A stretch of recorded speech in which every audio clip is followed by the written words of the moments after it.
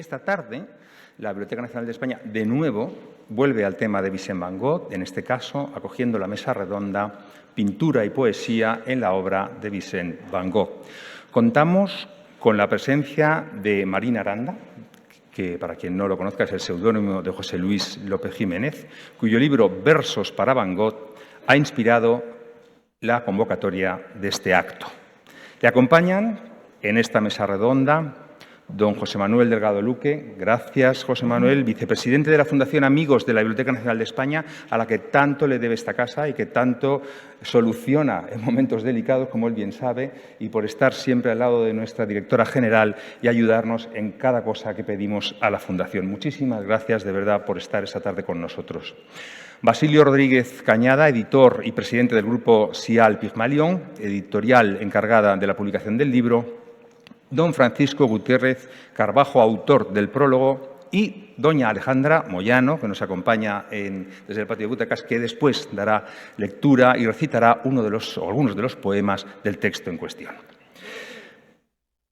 Marín Aranda comenzó su carrera profesional en el ámbito de la gestión empresarial y la docencia. Sin embargo, con el tiempo pudo dedicarse al desarrollo de su faceta artística. Este escritor y pintor ha publicado numerosos libros y ha participado como guionista en varios poemarios. Recibió el Premio Internacional SIAL Pigmalión de Poesía y el Premio Escriduende en la Feria del Libro de Madrid en 2018. Y se dio el premio al mejor libro de poesía ilustrado. Su libro, Versos para Van Gogh, ha obtenido el premio Juan Felipe Herrera de poesía al mejor libro de un autor español en la medalla de oro en la ceremonia final del International Latino Book Awards de California, los Estados Unidos.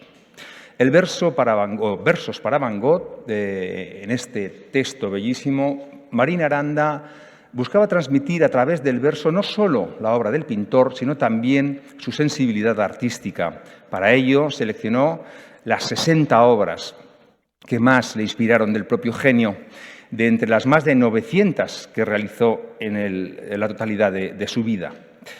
Además, contó con como fuente de inspiración, una faceta del neerlandés menos conocida, la obra literaria que desarrolló a través de su correspondencia, especialmente las famosas cartas destinadas a Theo y a su hermana. Gracias a ellas, a las cartas, podemos entender en mayor medida su vida, sus sentimientos, sus emociones y, en consecuencia, el fruto final de su pintura.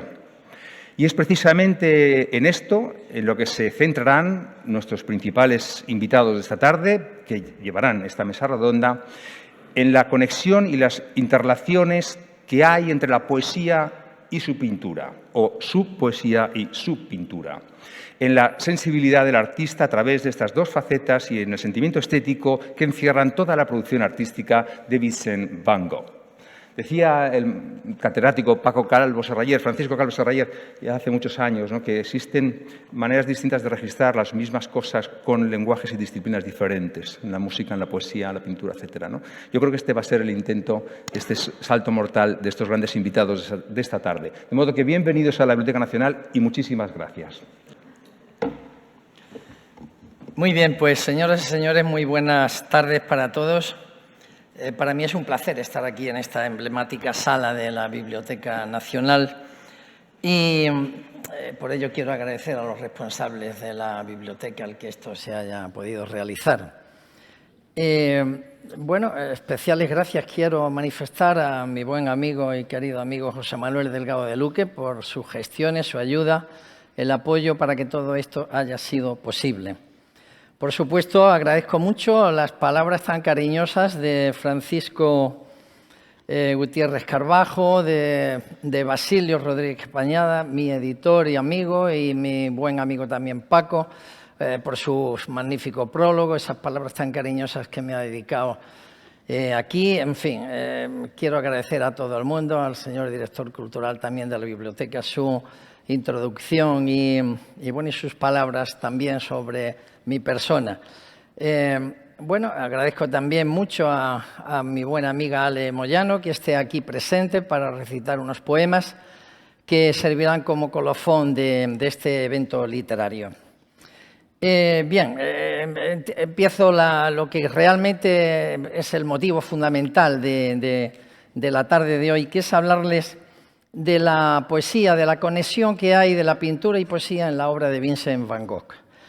Les voy a hablar de este artista, pero les voy a hablar con un enfoque obviamente literario, no solo pictórico. Y en primer lugar hay que decir que, ya eso lo conocen todos ustedes, que Van Gogh es una persona, un pintor, un genio de los más populares, de los más queridos, de los más admirados. Eso se ve mucho en los museos y en cualquier cosa que sale referida a este artista. Esta obra está repartida en muchos países del mundo y todos la han podido ver, todos la conocen a través de bien los museos, los periódicos, las obras que han salido hablando de su vida, internet, etcétera, etcétera. La pintura de Vincent van Gogh es muy singular, es una pintura genial, diría yo, que identifica claramente su posición de pintor respecto de otros pintores. Cuando hablamos de Van Gogh, estamos hablando de una persona que en principio y en final, pero desde sus primeros momentos tuvo una vida muy infeliz, una vida desgraciada, difícil, muy atormentada, con muchos problemas, una vida sin amor, pese a que lo buscó mucho, sin recursos, sin dinero. Vivió la mayor parte del tiempo mantenido por su hermano Theo. Sabemos también que Van Gogh buscaba un sitio en la vida, buscaba ser útil, quería realmente servir para algo. Eso lo manifiesta él continuamente en algunas de sus cartas. Y él, como todos, al final quería tener desarrollo y éxito personal, que no lo logró. No lo logró, obviamente, en vida. En una carta a su hermano Theo, en agosto del 88, de 1888, le decía: en las ocasiones en que uno llega a casa sin nada, sin haber producido nada, sin haber hecho nada, pero no por eso deja de comer, de dormir, de gastar dinero, dice, uno se siente insatisfecho, decía él. Consigo mismo, yo me siento insatisfecho conmigo mismo, decía, como un desgraciado, como si fuera un inútil. Van Gogh realmente luchó denodadamente, además, por ser independiente y mantenerse por sus propios medios, pero no lo consiguió. Sabemos también que Van Gogh era una persona de difícil trato, de mucho temperamento, muy difícil socialmente. No mantenía buenas relaciones con los demás, no era un hombre sociable, no tenía esa cualidad, esa competencia que en banca decimos sociabilidad. Y además sabemos que era un hombre enfermo, pero que con esa enfermedad, en esos tiempos que no había tratamiento. En definitiva, era un hombre que vivió realmente una vida desgraciada y que en todo momento se sintió un gran incomprendido. Sin embargo, y aquí viene ya una parte de lo que yo quería hablarles, este hombre tenía una sensibilidad especial. Este hombre era de una talla intelectual fuera de lo común. Su espiritualidad también era de muy alto nivel. Era una gran apasionada de todo lo que le atraía. Alcanzaba a ver y sentir todo aquello que realmente le llamaba la atención y que en la mayoría de los casos para muchas personas la gran mayoría pasa desapercibido. Él era un hombre observador que aprendía rápidamente de la experiencia. Era un gran estudioso de cualquier cosa. Y además, tengo que decir que Van Gogh era un hombre cargado de romanticismo. Era un hombre que hablaba del amor continuamente en sus cartas. Un amor que quería entregar a quien le amara. El amor aparece como protagonista realmente de su vida y de su pensamiento. Y incluso hizo del amor una defensa vital dentro de lo que es el ser humano. Decía él, el amor es algo positivo, potente, muy profundo, que es completamente imposible sofocar cuando se tiene. Y es imposible luchar contra él. Y esto lo decía en el año 1881, cuando se enamoró de su prima Kate, que le rechazó. Cuando se habla de Van Gogh también, en general solo hablamos de pintura, pero no hablamos de la literatura que rodea esta figura excepcional de las artes. No pensamos tampoco en que su pintura es una derivada de esa sensibilidad, de ese romanticismo que les he dicho anteriormente, y que todos los sentimientos y todas sus emociones están incardinadas en sus cuadros, que eran captadas de todo aquello que le rodeaba. Se observa clarísimamente en el protagonismo del color la poesía que tiene Van Gogh. Tampoco pensamos en las vivencias de este hombre, tampoco hemos visto ese día a día tan complejo, tan difícil, que le hacía pasar grandes malos ratos. En una ocasión contó que estuvo desde el jueves al lunes, que recibió dinero de su hermano, comiendo solamente un mendrugo de pan con agua y unos 15 o 16 cafés que debía en el bar donde normalmente iba. Todo esto es lo que inspiró muchas de sus obras. Cuando uno se pone a estudiar la obra de Van Gogh, encuentra que los cuadros son siempre referencias a algo que él ha vivido en algún momento. Pongo un claro ejemplo, las dos sillas que pintó, la de Gauguin y la suya, a las que me voy a referir luego más adelante. He dicho literatura porque Vincent Van Gogh tuvo una nutrida correspondencia con su familia y con sus amigos, principalmente con su hermano Theo, que fue el que recibió las 3/4 partes de este epistolario. Theo, como dije antes, le ayudó generosa y constantemente a lo largo de toda la vida. Eran dos personas que estaban muy unidas, pese a que Van Gogh en algunos momentos les recriminaba muchas cosas, incluso le decía que dejara de mandarle dinero, lo dicen algunas cartas. Pero para que ustedes observen hasta qué punto estaban unidos, y como dato curioso, cuando Van Gogh muere, a los 6 meses también muere el hermano. No quiere decir esto que fuera consecuencia de, pero sí que es verdad que le siguió en eso, en la muerte, con esa unión. Nuestro Vincent Van Gogh escribió alrededor de 900 cartas, 800 de las cuales se conservan porque su hermano cuidó de ello. Tenemos que escribirnos con mucha frecuencia, le decía a su hermano en diciembre de 1872, cuando tenía 19 años. La correspondencia de Van Gogh está escrita a lo largo de 20 años. Se considera en sí misma una obra de arte lingüística. En la investigación que yo he tenido que realizar para el libro Versos para Van Gogh, del que ya se ha hablado, cuando he estado profundizando en esa correspondencia, he visto que no solamente es un tratado de color, que lo es. Cuando uno lee la correspondencia de Van Gogh, encuentra un tratado realmente de los colores. Es un libro en sí mismo sobre eso. Pero lo que nos damos cuenta, con lo que va él hablando y escribiendo, es que estamos ante una persona que cala en nosotros. Al leer nos llega. Y cala por los testimonios, cala por ser un hombre de un alto nivel de vida interior, cala por la nobleza con la que escribe, con la que va contando sus sentimientos, por la que va contando todo lo que le está sucediendo. Y cuando ponemos en relación la pintura con las cartas, pues, y dicho de paso, estas cartas son los que nos han hecho conocer a Vincent Van Gogh y lo que ha sido una parte importante de su pensamiento en todos los ámbitos, vemos la conexión que hay entre esa pintura y esa correspondencia, y al mismo tiempo vemos la gran poesía que hay en toda su obra.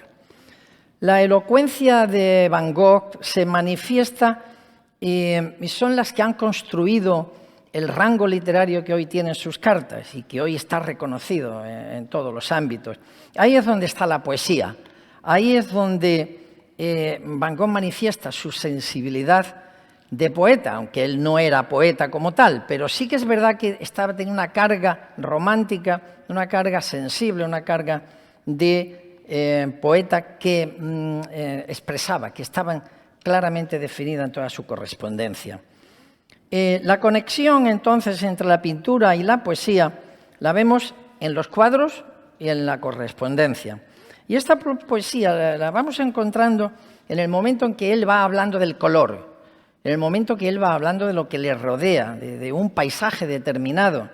de las personas que él ve, que conviven con él, que quiere realmente pintar, de las razones por las que él pinta a otros o copia cosas de otros pintores interpretándolas, como esto que yo he hecho aquí, por ejemplo, que son interpretaciones de la obra de Van Gogh, y otros muchos e interesantes detalles que van aflorando a lo largo de su correspondencia. He dicho que Van Gogh era un hombre detallista, un hombre que se abandonaba en la contemplación de todo aquello que le atraía, como pasaba, por ejemplo, con la observación del cielo. En algunas ocasiones escribió: el brillo de las estrellas a mí me hace soñar. Eso, en realidad, lo podemos sentir, pero a la hora de escribirlo y expresarlo como él lo hacía, tiene unas connotaciones completamente distintas. Pienso que la pintura y la poesía en la obra de Van Gogh son como dos caras de una misma moneda, que es un derroche de creatividad y de sensibilidad que están guiadas por la misma mano creadora. La estrecha relación que hay entre literatura y pintura, como comentó antes Francisco Gutiérrez Carbajo, es un tópico en las artes, en la historia del arte. Y esta idea de Horacio, de la pintura como la poesía o la poesía como la pintura, ha influido enormemente a lo largo del tiempo en la concepción del arte y de los artistas.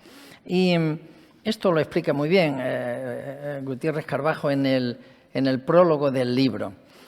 Entonces yo, después, como digo, de haber estudiado bastante todo esto, puedo decirles que la forma que tenía Van Gogh de tratar el arte fue bastante literario. En sus inicios, cuando Van Gogh empezó a pintar esas láminas, dibujos, decía Van Gogh que había que aprender a dibujar antes que pintar, y tenía razón, esto es una clara afirmación. A lo largo de esos 1100 dibujos que realizó, los motivos que pintaba eran motivos cotidianos, era la calle, eran las personas, eran los telares, la mina en donde estuvo, todo lo que veía alrededor. Hay dibujos simples, pero que son caras de personas. Esto, cuando uno adquiere la obra y empieza a estudiarla, se va dando cuenta que son dibujos rápidos, dibujos que lo que van haciendo es modular la mano para que pueda saber pintar y poder expresar luego un determinado movimiento, un determinado sentimiento. Por otra parte, hay que decir también que la obra pictórica y literaria de Van Gogh está muy profundamente marcada por los sentimientos románticos de la época, vivió en esa época. Y las cartas, por tanto, tienen una gran dosis de melancolía y de romanticismo, porque además él era un hombre romántico. La melancolía fue quien presidió realmente toda su vida.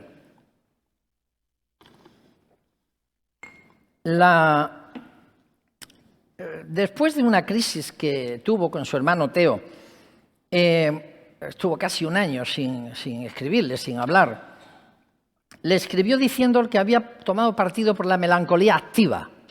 La melancolía activa él la consideraba como la melancolía que estaba ahí, pero que tenía que superarla y tenía que trabajar. Era una melancolía, decía él, que sabía esperar y había que buscar soluciones para ello. Le dijo también que él se sentía muy arropado por la literatura, por la pintura y por el Evangelio. Y esta melancolía activa es la que le guía permanentemente en toda su obra. Ese estado melancólico Van Gogh lo tenía y no salía de él. La manifestación poética de Van Gogh está ya presente en su etapa religiosa como pastor. No he hablado de su vida porque no hay mucho tiempo y me limito solo a dar algunas pinceladas, pero cuando era pastor, cuando estuvo como pastor, ahí ya aparecieron algunos tópicos, algunas cosas que luego estarán presentes incluso en sus cuadros. Él escribe su correspondencia con gran detalle. Es una prosa adornada de unas palabras atractivas y ajustadas a la descripción que está realizando. En realidad es una prosa poética. Es una prosa poética en la que sale su espíritu sentimental, sale su romanticismo. Como muestra, voy a leer uno de los textos de entrada de uno de sus primeros sermones. Y decía él: una vez vi un cuadro hermoso. Era un paisaje al atardecer.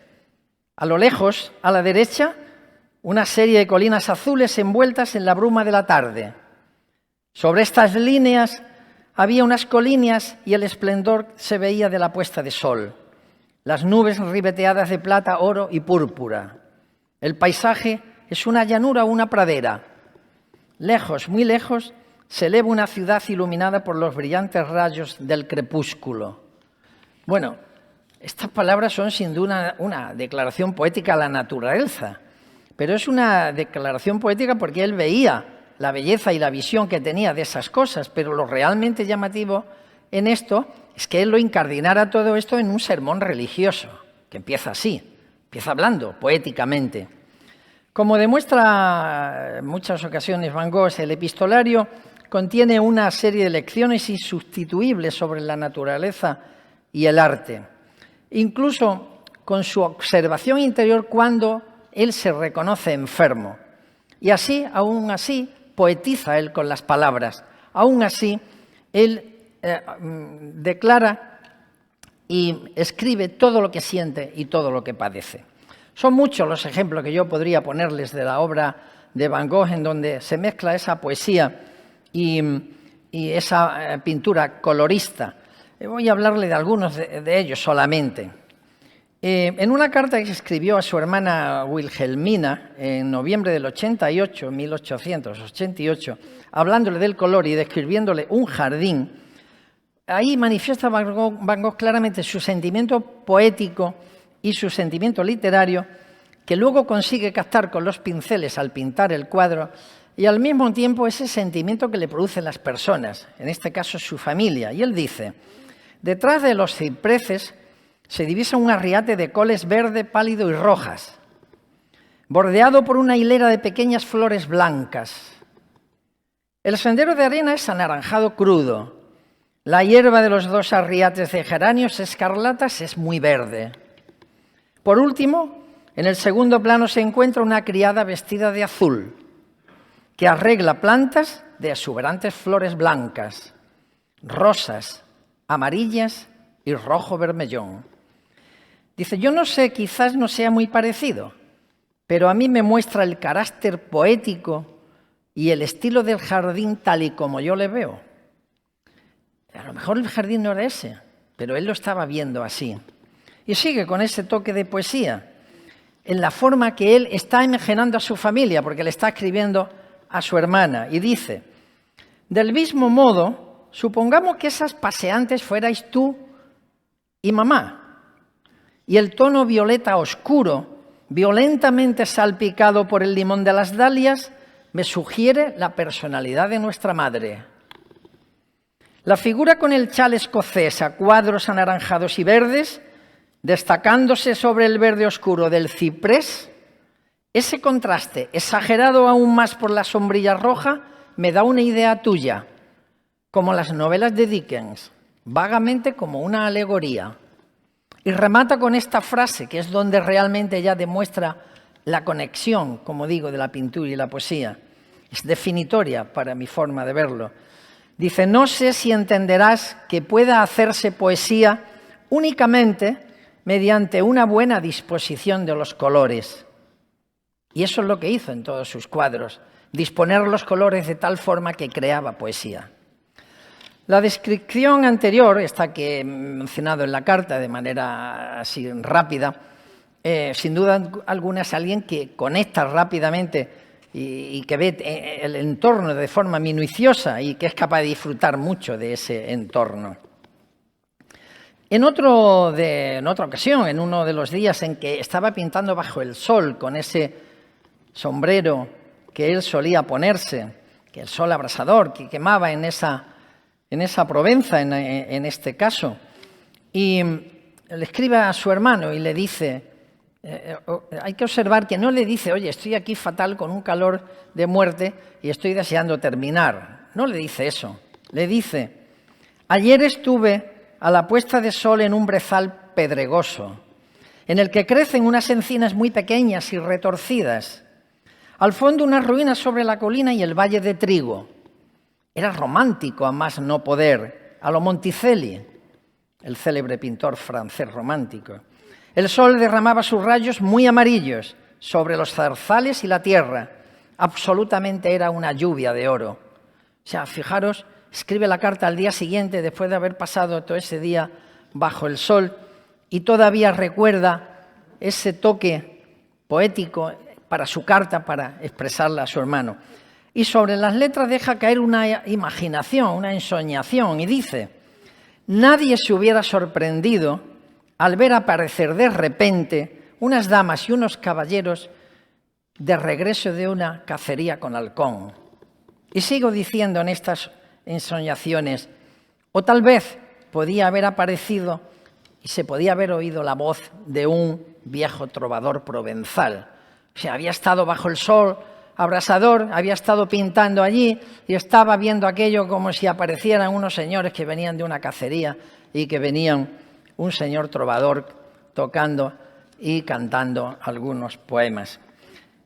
Todo esto no cabe duda que es sensibilidad, es romanticismo, es una poesía que nace de la mano del artista igual que nace la pintura.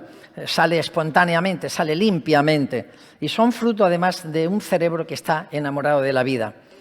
Conviene tener en cuenta que las cartas no se escriben en el mismo momento en que Van Gogh está viendo lo que él está describiendo, sino que las cartas se escriben en un caso como al día siguiente como este y en otros muchos días más tarde. Hay que decir también que Van Gogh tiene una visión propia de sus paisajes, de lo que quería pintar, y que esa visión tergiversaba la realidad, la transformaba. Y eso lo transformaba igual que un poeta ve y siente en su interior las palabras que pueden llegar a conformar un verso. Esa es mi opinión. Las palabras, cuando uno está pensando en aquellas palabras, esa terminología necesaria para un determinado poema, para explorar cuál es el mejor término posible. Aquí hay algunos poetas que lo pueden entender eso, como mi buen amigo Basilio. Cuando estaba también decorando la habitación de Gauguin, por ejemplo, él tenía mucho interés en que las cosas salieran bien, que tuviera una habitación bonita, él quería crear una comunidad de artistas, invitó primero a Gauguin, aquello no salió bien, porque como todo el mundo sabe, se enfadó, salieron peleándose y se mutiló incluso una oreja él. Pero cuando le escribe a Theo diciéndole que está pintando una versión del Jardín del Poeta, un cuadro que pintó en varias ocasiones, hizo varios cuadros de ese jardín, lo que le escribe es un poema claramente. Y si lo ponemos en verso, lo van ustedes a observar rápidamente. Lo que le dice él es: este cuadro es un croquis muy vago de mi último lienzo. Una hilera de cipreses contra un cielo rosa, con una luna creciente limón pálido, un primer plano de tierra imprecisa y arena y algunos cardos. Dos enamorados, el hombre azul pálido con sombrero amarillo, la mujer con un corpiño rosa y una falda negra. Esto es un poema realmente.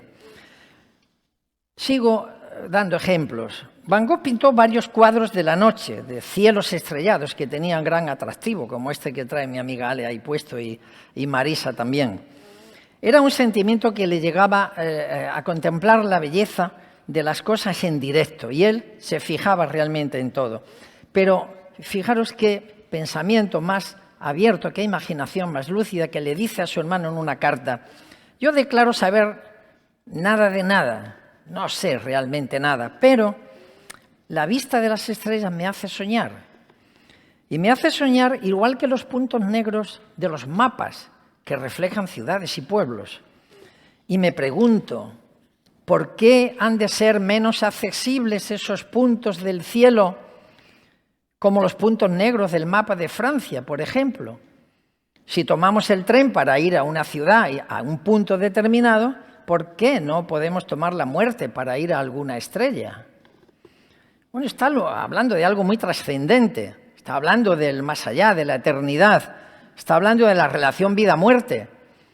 Y está incardinada, obviamente, esto en la época y en los profundos sentimientos religiosos que tenía Van Gogh. Pero es una visión poética, una visión romántica, una visión, en cierto modo, espiritual de la existencia. Nos iremos a las estrellas, cogeremos la muerte para irnos para allá. Como también sucede con los poetas, todo esto es un recurso puesto a disposición de su trabajo. No es algo que esté forzado, ni algo que esté buscado, es algo que está ahí y que está en sus genes. Y consecuentemente esta afectividad y estas emociones las traslada a la pintura, las traslada a sus cuadros. Y obviamente lo va dejando patente en su correspondencia. Otra ocasión también que voy a contarles es en una oportunidad en que su padre fue a verle. Fue a verle a su despacho, a su estudio, y como consecuencia de esa visita él pinta La silla de Van Gogh, es un cuadro muy conocido, en noviembre de 1888. Y este cuadro en realidad es una interpretación melancólica de un sitio vacío, de un espacio vacío. Y él lo hace con pintura, pero esto lo podría haber hecho un poeta con las palabras. Y lo deja escrito, ese sentimiento lo deja escrito de esa manera singular en una carta en donde le cuenta, no lo voy a leer, pero le cuenta a su hermano, le dice, ha venido a verme Pa, como él le decía o ellos le decían a su padre. Ha venido a verme y estoy muy contento. Hemos estado en la habitación donde trabajo, ha estado viendo mis trabajos, ha estado viendo las pinturas, hemos hablado de múltiples cosas. Y no te puedes imaginar lo rápido que pasaron esos días. Dice, pero cuando volví de la estación en donde fui a llevarle y me quedé mirando el tren que se alejaba poco a poco y vi que hasta el humo, me quedé mirando hasta el humo que salía y cuando ya perdí la vista del humo y del tren y me vine aquí a la habitación y vi la silla donde él había estado sentado y vi esa silla todavía con papeles de la vez anterior, del día anterior, pues le dice en la carta, me sentí tan desgraciado como un niño. Ese mismo sentimiento que le hace pintar la silla vacía, yo creo que lo sintió también, por eso en el libro digo que es una consecuencia una de la otra, cuando se enfadó con Gauguin y cuando se mutiló la oreja. Gauguin salió corriendo para París y él se quedó allí solo. Claro, la silla quedó vacía y la volvió a pintar otra silla. En este caso era un poco más elevada de rango, tenía apoyabrazos, era una silla un poco más bonita. Cuando vean ustedes los dos dibujos se dan cuenta enseguida. Pero ese sentimiento debió hacerle pintar esa silla vacía. De hecho, cuando él manda un artículo, bueno, no manda un artículo, comenta un artículo de un amigo que había estado escribiendo en el Mercure de France, le dijo, me encuentro ahora pintando la silla de Van Gogh, su sitio vacío, le dice él. Y cuando pinta La noche estrellada en el asilo de San Remy, en donde estuvo recluido voluntariamente, no lo hace ese cuadro tan bonito que todo el mundo conoce de La noche estrellada, no lo hace mirando el cielo. Lo hace con el recuerdo que tenía a través de un ventanuco, con barrotes además, en donde estuvo viendo la noche anterior el cielo, y ese cuadro lo pintó en varios días, pero durante el día.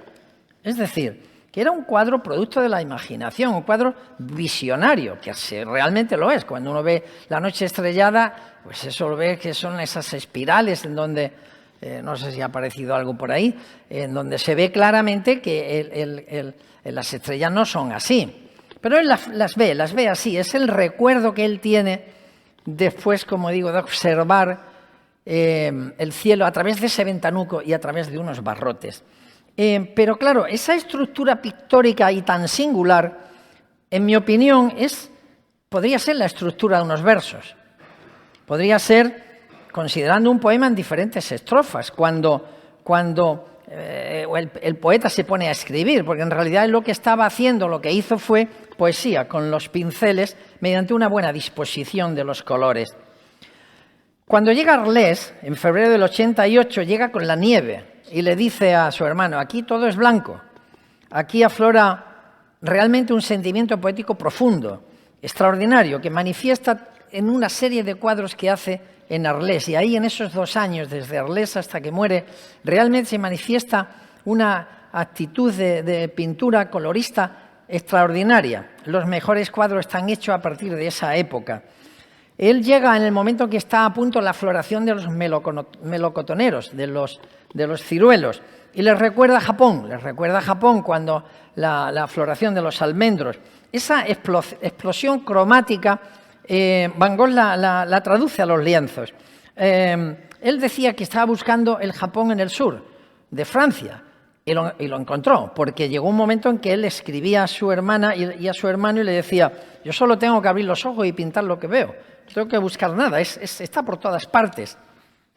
Así que la obra de Arlés es extraordinaria, colorista, a la par que muy natural. Y aquí aparece algo muy importante. Aparece esa sensibilidad artística de Van Gogh que resuelve la ecuación de los cuadros. Un cuadro es una ecuación, al final, no matemática, pero casi. Habría que hablar de los puntos de fuga, etcétera, pero en fin, eso no nos vamos a meter. Pero sí que es verdad que ahí él resuelve esa ecuación con golpes del pincel sobre el lienzo. Y ahí aparece, obviamente, una impresión básica para los impresionistas después, que tomaron nota de ello y empezaron ya a construir sus pinturas con esa idea. Los golpes de la pintura del pincel en las pinturas de Van Gogh son como los golpes que da el poeta en la cadencia y ritmo cuando está conformando un determinado poema. La serie de cuadros que hace sobre los huertos, ahí aflora mucha poesía, aflora mucho color, aflora mucho brillo, y todo eso se ve en las plantas que pinta, en la forma en que capta la claridad, el brillo, etc. Decía Charles Baudelaire, respecto de la moda y lo moderno y bajo el romanticismo de aquellos tiempos, que se estaba pasando de lo eterno a lo efímero o transitorio. Y Van Gogh invierte el término. Van Gogh lo que hace es que de lo efímero lo traslada a lo eterno. Lo efímero era para él la visión de un poco de viento moviendo un árbol, y captaba el movimiento y lo trasladaba al árbol. Lo efímero es el movimiento, lo permanente es el cuadro que todavía está por ahí. Es decir, el instante captado por su mirada queda reflejado en el cuadro, y era tan visionario, con tanta imaginación, que ese movimiento del árbol ya lo captaba solo en ese movimiento. No necesitaba más, y a veces estaba pintando fuera de tiempo, como digo, estaba pintando en otro momento del día. Todo lo que la imaginación podía captar, y lo pensaba con intensidad, lo pensaba con pasión, todo eso iba al lienzo de forma fija, de forma permanente. Y además lo cargaba de cromatismo, lo cargaba de sutileza, lo cargaba de poesía. Este legado, obviamente, pues lo tienen ustedes en en muchos países del mundo. Finalizo ya, y lo finalizo con un breve comentario sobre ese principio de contradicción que hubo en su vida. El principio de contradicción podía ser un cúmulo de adversidades que se iban dando y una serie de desgracias que le tocaron. Algunas de ellas las menciono. Por ejemplo, pintó genialidades que no tuvieron aceptación en la época, tuvieron después de la muerte, pero no antes. Él lo decía ya en sus cartas. Decía que los pintores vivos no tenían futuro, los pintores muertos sí. Eso lo dijo en varias ocasiones. No ganó dinero en su vida, no ganó un duro en su vida. Vendió un solo cuadro, que yo creo que ni el dinero lo cobró él. Pero tuvo que estar a expensas de su hermano. Se enamoró en varias ocasiones, pero todas fueron rechazadas sus pretensiones. Vivió un tiempo con una mujer que tuvo que dejar por presiones de su propia familia.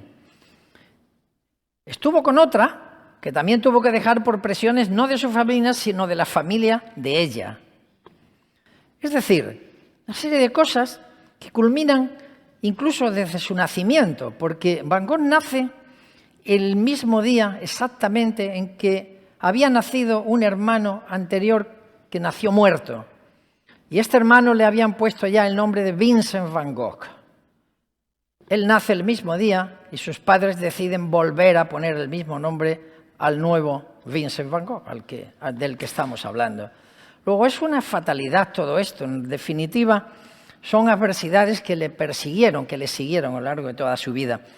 Y por citar ya el último tema, en la carta que escribió, la última carta que él escribe en Auvers-sur-Oise, en donde está enterrado él y su hermano, en el mes de julio de 1890, él murió el 29, Vincent Van Gogh le decía, como una contradicción, le decía: estoy fenomenal, estoy muy bien, estoy más tranquilo que el año anterior. Y mi confusión mental, decía él en la carta, se ha pasado. Estoy calmado, estoy bien. Y sin abandonar esa poesía, como he dicho, que iba transmitiendo a lo largo de su correspondencia, le dijo, estoy realmente absorbido por el trabajo.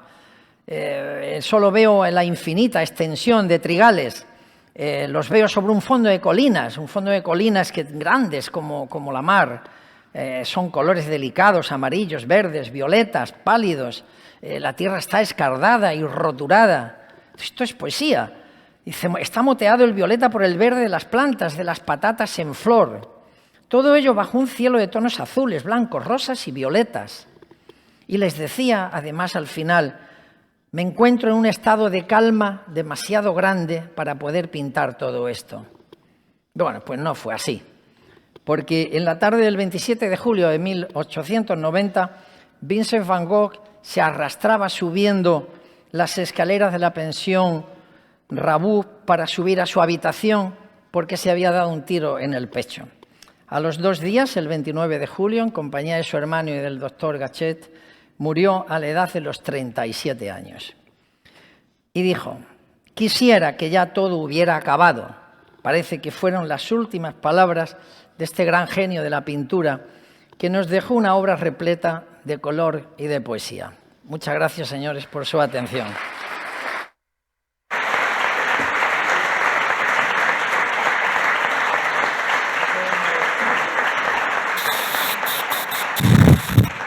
Bueno, muchas gracias por vuestra presencia, por esta invitación. Y bueno, ahí vamos.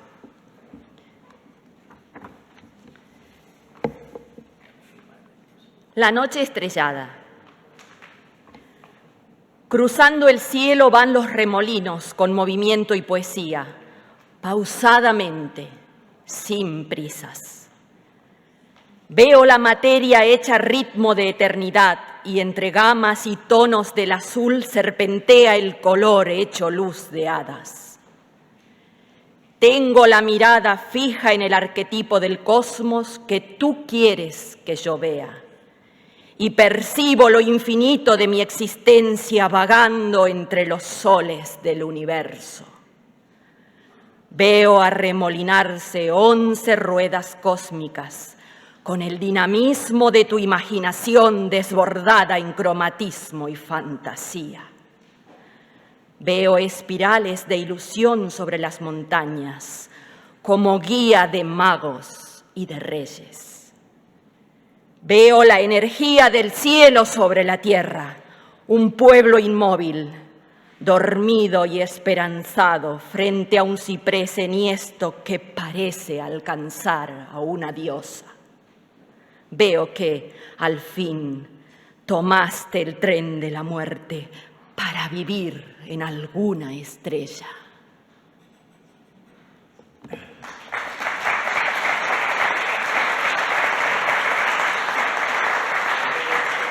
Lo que me digáis, lo que vosotros decidáis. ¿Uno más?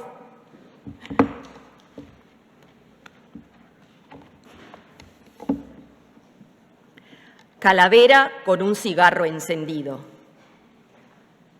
¿Qué perversa idea surgió del silencio? ¿Cómo en un hueso solitario, oscuro y yerto, un melancólico pincel en difuso humo aparenta vida? Aún caliente la osamenta fuera de la carne, sin que nadie pregunte por su muerte, ni quién llevó la sangre por su frente, ese cráneo esconde hoy algunos secretos. Tal vez lo habitó un corazón desesperado, o quizás un bien nacido en la suerte. Mas, ¿qué macabro encanto tiene el triste y fúnebre esqueleto si ya ingresó entre las sombras? Tal vez la idea llegó de un recuerdo lúcido, de un peligro que al pintor acechaba. Algún sepulcral zumbido arribó a su pintura para darle el terrible mensaje. Y al vano deseo de escapar del malévolo pensamiento, al lúgubre color quiso infundirle la vida.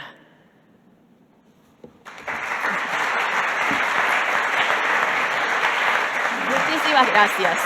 Gracias por vuestra presencia y gracias a quienes seguís la transmisión en streaming. Muy amable.